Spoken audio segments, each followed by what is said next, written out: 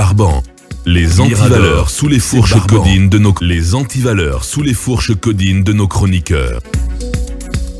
Voilà donc l'ex-résidence de Cellou Dalein Diallo, la nouvelle école primaire qui sera donc inaugurée aujourd'hui. Talibé Bari, c'est confirmé?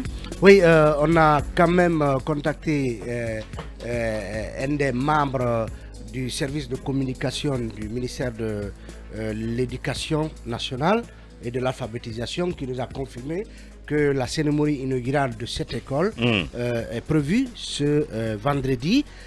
Alors, est-ce que, comme certains le murmurent, le colonel sera de la partie pour donc inaugurer cette école? Cette école qui va s'appeler le Pèlerin, selon ce qu'on nous dit. Hein. Oui, pour le moment, mystère et boule de neige. Bien. Pour le moment, boule de gomme, j'allais dire. C'est ce qu'on a appris. On ne sait pas trop. Le Pèlerin, je ne sais pas trop ce qui ce Pèlerin, ça renvoie à quoi.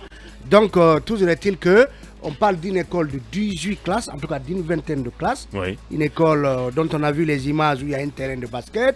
Une école également qui a, selon ce qu'on apprend, en tout cas un restaurant. Il y a des bureaux donc pour les responsables, en plus de la vingtaine de salles de classe. C'est une école, en tout cas, modèle qui aurait pu, comme on l'a dit, en tout cas être le modèle d'école qu'on devrait désormais construire dans ce pays. Un peu partout. Tant en termes de beauté, en tout cas extérieure, esthétique.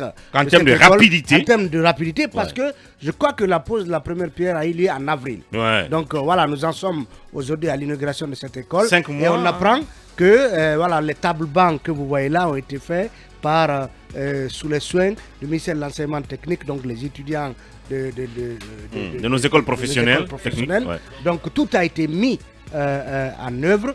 C'était une sorte de... Donc une école 100% contenu local. Contenu local. Bien. Et voilà, et qui doit donc être inaugurée aujourd'hui. Quel en sera le nom, on se pose encore. Oui, mais de passage, il y a quand même eu cette publication de Guillaume Awing.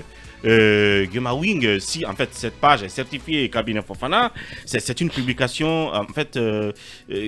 je ne sais pas si c'est une moquerie en quelque sorte, parce que est-ce qu'on peut attendre ce genre de publication quand même du ministre Guillaume Awing? C'est comme s'il il allait se moquer de celui qui occupait ces lieux, celui d'Alain Diallo notamment.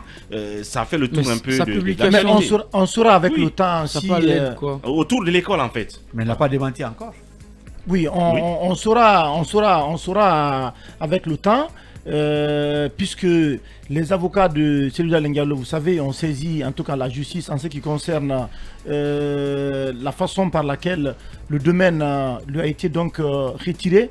Mais moi, je cherche le contact de l'entrepreneur en tout cas qui a travaillé sur ce projet. Je pense qu'on doit lui confier l'ensemble des projets aujourd'hui de rénovation, d'équipement, de construction, l'ensemble des écoles du pays, parce qu'il a travaillé avec une certaine célérité. Et ça veut dire aujourd'hui qu'en réalité, en Guinée, si l'État veut, si l'État met les moyens, qu'on a la possibilité, en un laps de temps, notamment de construire des infrastructures dignes de nom. C'est quand même 5 mois. Bien. Il y a des chantiers aujourd'hui en Guinée qui traînent pendant des années.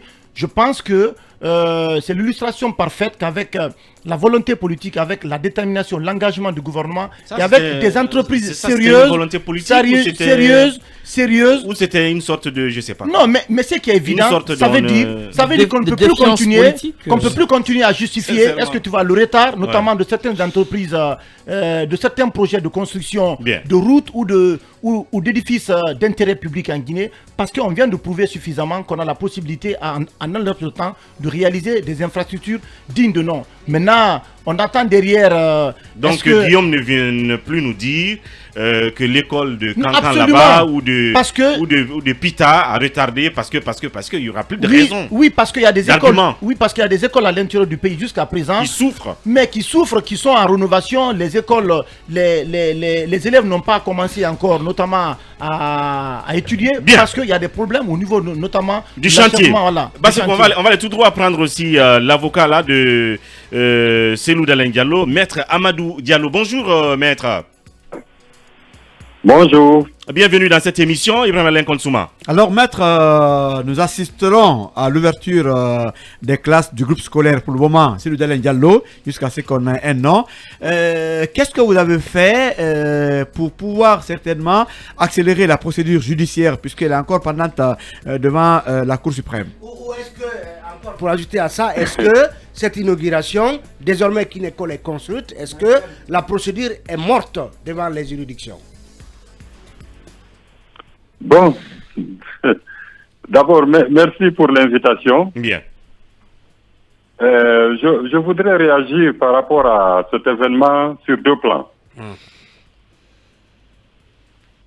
Allô, vous m'entendez? Oui, on vous écoute. Voilà, d'abord, je voudrais donc réagir sur deux plans. Au plan strictement juridique, cette situation, c'est un mépris total du droit et de la justice. C'est vraiment une violation grave de nos lois, du code foncier domanial, du code civil, de la charte de la transition et des accords et traités internationaux qui protègent le droit de propriété. Ce qui s'est passé, c'est une situation de voie de fait, dans la mesure où l'école a été édifiée sur le terrain appartenant à autrui, c'est-à-dire pas sur un terrain appartenant à l'État. Ça a été édifié sans droit, dans le seul but d'éteindre le droit de propriété de M. Cellou Dalein Diallo.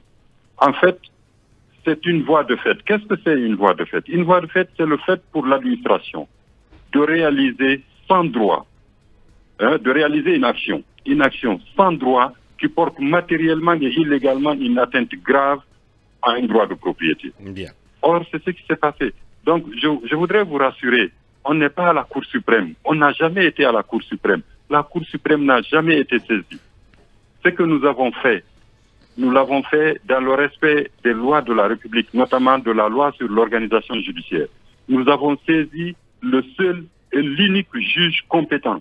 D'abord, pour empêcher l'expulsion de M. Cellou Dalein Diallo de son domicile. Ensuite, pour faire reconnaître son droit de propriété. Quant à l'expulsion, vous êtes au courant, le juge s'était déclaré incompétent. Oui.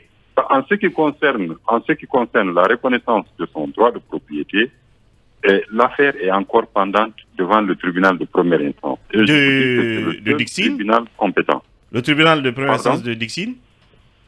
De Dixine, voilà. C'est celui qui est territorialement compétent. Et qui est occupé au procès. L'immeuble Qui est occupé au procès du 28 septembre en ce moment. Non, le tribunal, tous les tribunaux en Guinée ont des compétences en matière administrative, en matière civile, en matière et en matière, comment dirais-je, pénale. Bien. Donc, c'est pas parce que le tribunal statue en matière pénale pour le procès ou dans d'autres infractions pénales que les affaires judiciaires, que les autres affaires civiles et autres sont arrêtées. Non, okay. Ça marche pas comme ça. C'est-à-dire, vous avez plusieurs juges là-bas. Voilà. Évidemment. Et le même juge peut statuer à la fois en matière pénale et en matière civile selon les cas. Absolument. Okay. Voilà. Merci maître pour ces éclairages. S'il le faut, nous vous reprendrons après la pause justement pour continuer. En attendant, nous vous disons de rester dans votre position d'écoute. À tout à l'heure.